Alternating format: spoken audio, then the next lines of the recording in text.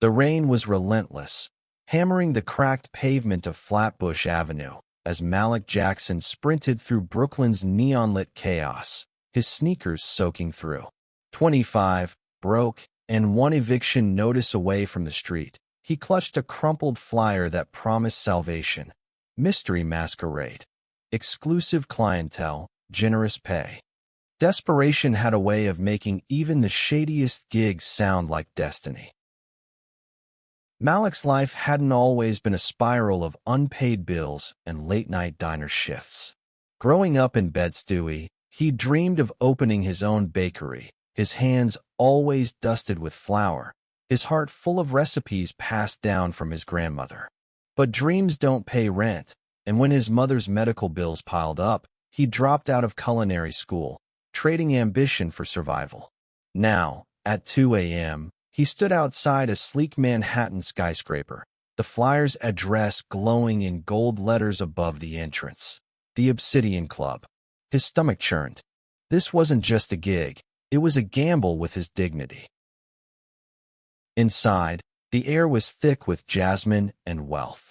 Masked figures in tailored suits and glittering gowns glided through a ballroom, their faces hidden behind intricate designs of feathers and jewels. Malik adjusted his own mask, a cheap black domino he'd grabbed from a dollar store, feeling like an imposter among the elite. The job was simple: mingle, charm, and, if chosen, entertain a client upstairs. The payout? $5,000 for a night. Enough to keep his apartment, maybe even buy a month of breathing room. He scanned the room, heart pounding, until his eyes locked onto a man standing alone by a grand piano. The stranger was tall, maybe 6 feet 2 inches, with a lean frame draped in a charcoal blazer that screamed money. His mask, a silver filigree that caught the chandelier's light, covered half his face, but his sharp jawline and warm brown eyes were impossible to miss. He moved with a quiet grace, like he owned the room but didn't need to prove it. Malik's breath hitched. Something about the man felt familiar, though he couldn't place why. "First time?" the stranger asked, his voice low and smooth, with a faint accent Malik couldn't pin down. "Maybe South American?" He stepped closer, offering a glass of champagne. Malik nodded, taking the glass, his fingers brushing the man's. "That obvious, huh?" He forced a grin, but his nerves screamed. "Don't screw this up." The stranger tilted his head, studying Malik like he was a puzzle. "You don't belong here," he said, not unkindly. "But neither do I." They talked, the conversation flowing too easily. Music, dreams, the city's pulse. The stranger, who called himself Alejandro, shared cryptic stories of traveling the world, building something from nothing, but never mentioned what he did. Malik found himself laughing, his guard slipping, the weight of his life momentarily forgotten. When Alejandro offered his hand and asked, "Care to see the view from upstairs?" Malik's heart said yes before his brain could object. The elevator ride was silent, electric. Alejandro's hand rested lightly on Malik's lower back, a touch that sent heat through his damp jacket. The penthouse suite was a world apart, marble floors, floor-to-ceiling windows framing the glittering city. Malik's reflection stared back from the glass, a kid from Brooklyn, out of his depth, about to cross a line he couldn't uncross. Alejandro poured 2 glasses of whiskey, his movements deliberate. "You're nervous," he said, not a question. Malik swallowed hard. "I'm here for the money. You know that, right?" Alejandro's lips curved, not mocking, but knowing. "We're all here for something." He stepped closer, close enough for Malik to smell his cologne, sandalwood, sharp and warm. "But I don't want a transaction. I want you to want this." Malik's pulse raced. He did want it, and that scared him more than the money. Alejandro's hand grazed his cheek, tilting his face up. Their lips met, slow at first, then hungry, a collision of need and restraint. Malik's hands found Alejandro's chest, fingers curling into the fabric of his blazer. For a moment, The world was just them, two strangers, unmasked in their desire. Then Alejandro pulled back, his breath uneven. "Take off my mask," he whispered. Malik hesitated, his hands trembling as he reached for the silver filigree. The mask slipped free, revealing a face that stopped his heart. Those eyes, that jawline, he knew this man. Not from the club, not from Brooklyn, but from a memory buried deep, a wound he'd spent years trying to forget. Mateo. Malik's voice cracked, the name a ghost from his past. The man froze, his expression shifting from desire to something raw, unguarded. Malik how? 5 years ago, Mateo Alvarez had been Malik's first love, his high school best friend who'd vanished without a word after one reckless, perfect night. The boy who'd promised forever, then left Malik broken, alone, and questioning everything. Now, he stood here, not a boy but a man, polished and powerful, in a penthouse that screamed success.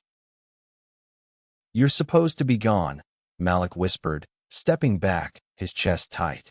"You left me." Mateo's eyes darkened with guilt. "I had to. You don't understand." "Then explain." Malik's voice rose, raw and ragged. "You disappeared, Mateo. No call, no text, nothing. And now you're what? Some rich guy playing games at a masquerade." "It's not a game," Mateo said, his voice low, urgent. "I never stopped thinking about you." Malik laughed, bitter and sharp. Don't do that. I'm here because I'm broke, not because I want your pity." Mateo stepped closer, his hand reaching out, but Malik flinched away. "Malik, please. Let me explain." A knock at the door cut him off. A woman's voice, sharp and professional, called through. "Mr. Alvarez, your car is ready. The investors are waiting." Malik's stomach dropped. Investors? Mr. Alvarez?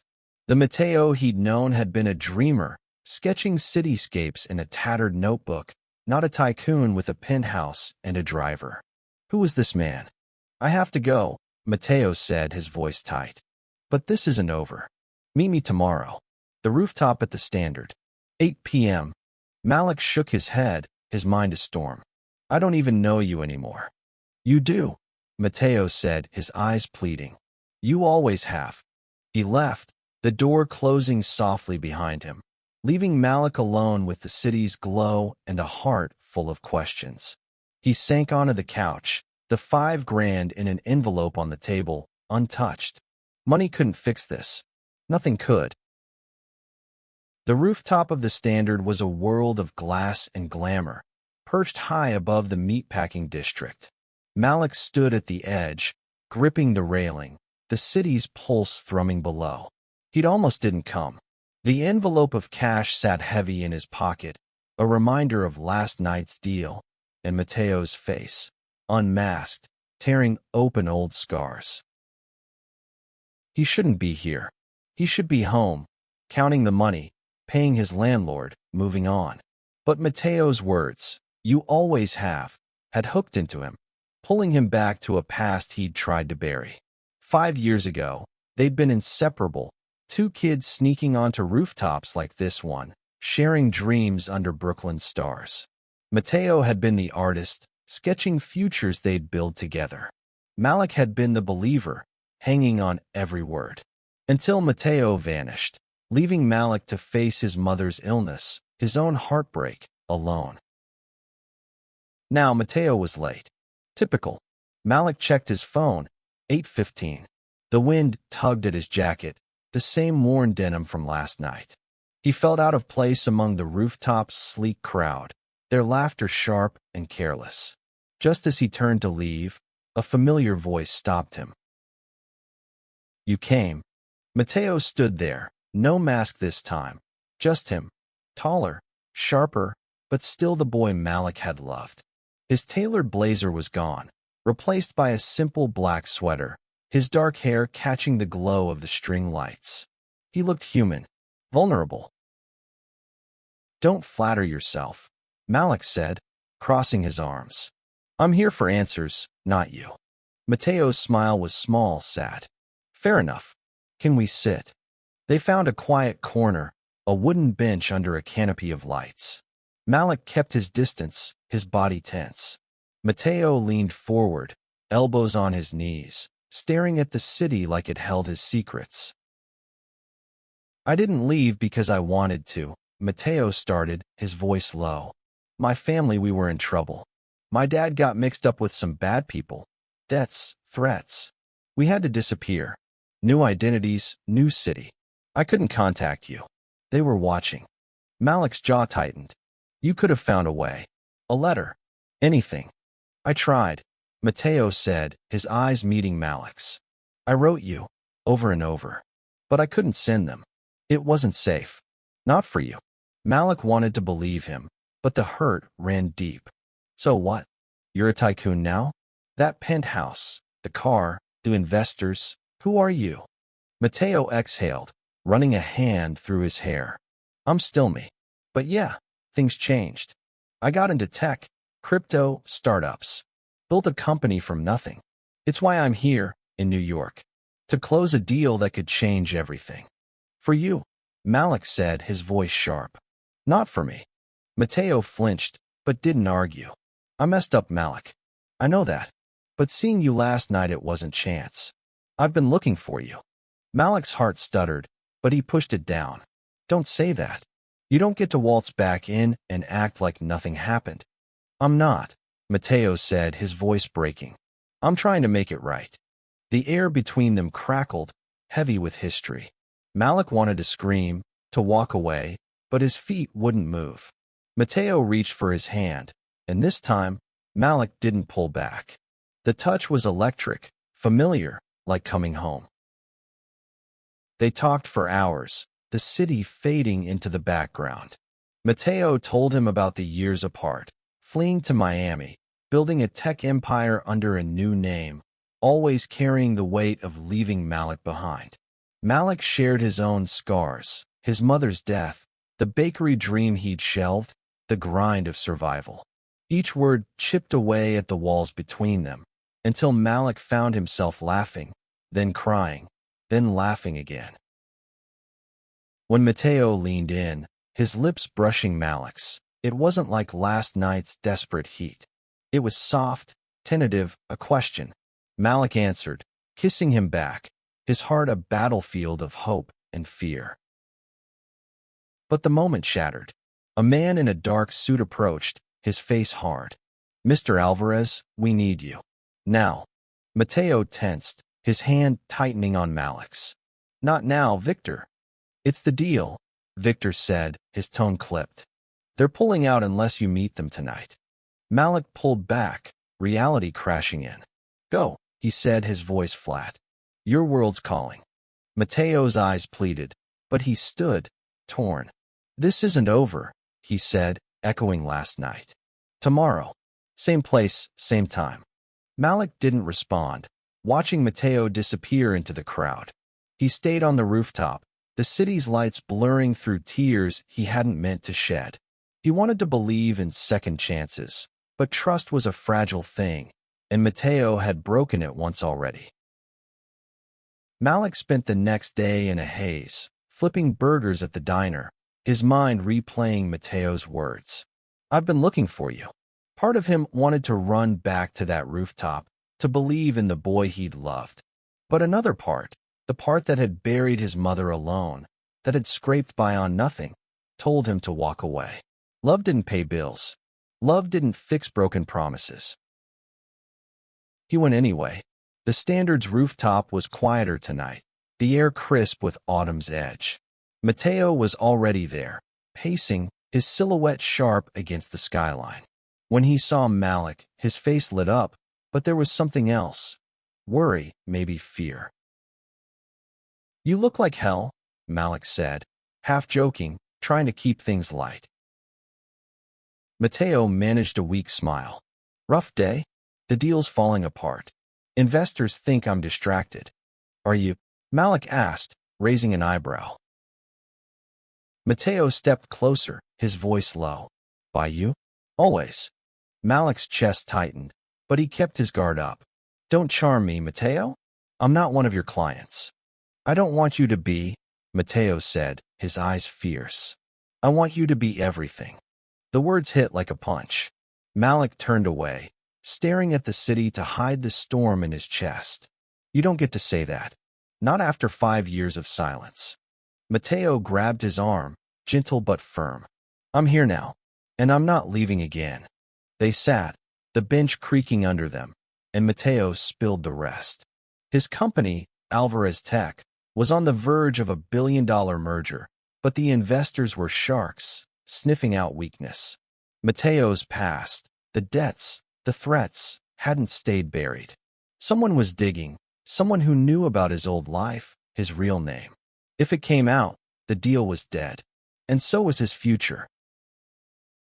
Malik listened, his anger softening into something heavier. Why tell me this? He asked. Why now? Because you're the only person I trust, Matteo said, his voice raw. You always were. Malik wanted to laugh, to call it bullshit, but Matteo's eyes held him.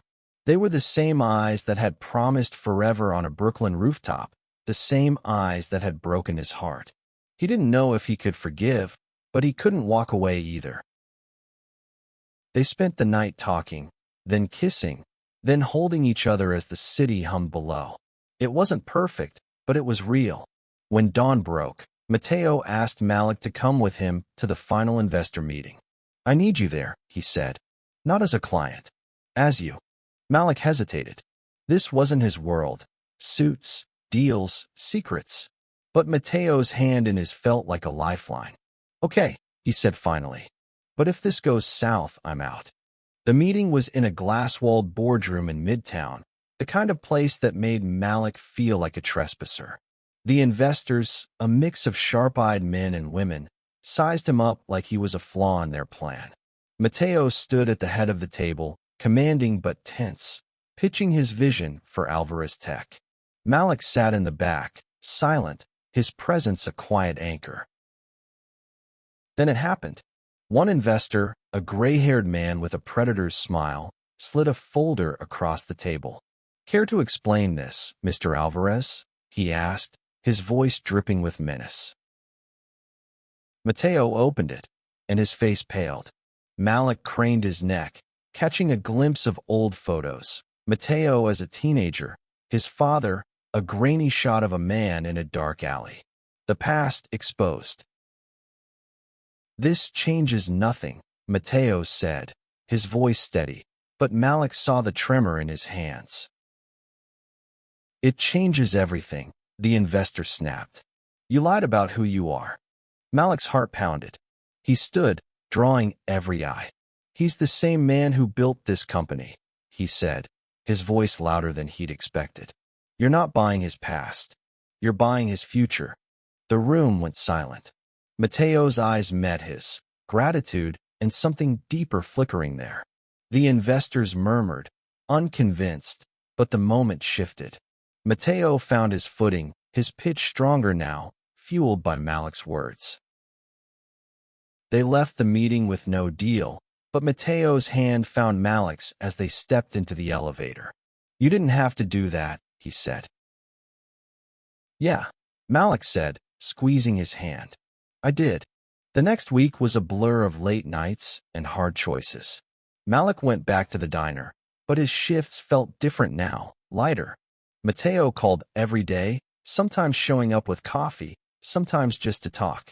They were rebuilding something, piece by fragile piece, but the shadow of the failed deal loomed large. One night, Matteo showed up at Malik's tiny apartment, his face drawn. They're out, he said, sinking onto the couch. The investors. They pulled the plug. Malik sat beside him, their knees touching. So what now?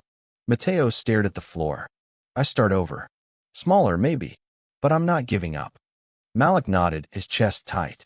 He'd been here before, rock bottom, no way out. But this time, he wasn't alone.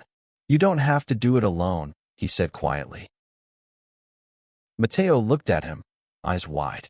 You mean that? Malik took a breath, the weight of his own words sinking in. Yeah, but no more secrets, Matteo. No more masks. Matteo nodded, his hand finding Malik's. No more masks. They kissed, slow and certain, the kind of kiss that felt like a promise kept. Malik didn't know what the future held, a bakery, a tech empire, or just them, scraping by together. But for the first time in years, he felt like he could breathe. Months later, they stood on a Brooklyn rooftop, not the standard's polished glamour, but a gritty one in Bed-Stuy, where Malik had grown up. Mateo had sold his penthouse, downsized his company, and started fresh. Malik had enrolled in night classes, chasing his bakery dream again. They weren't rich, weren't perfect, but they were together. Malik carved their initials into the wooden railing, a quiet claim on the moment. Mateo laughed, pulling him close. "You're trouble," he said, but his eyes said, "I love you." The city stretched out below, alive and unforgiving, but they'd found their place in it. Broke, desperate, they'd climbed into each other's lives. Not for money, not for masks, but for the messy, beautiful truth of who they were. And that was enough.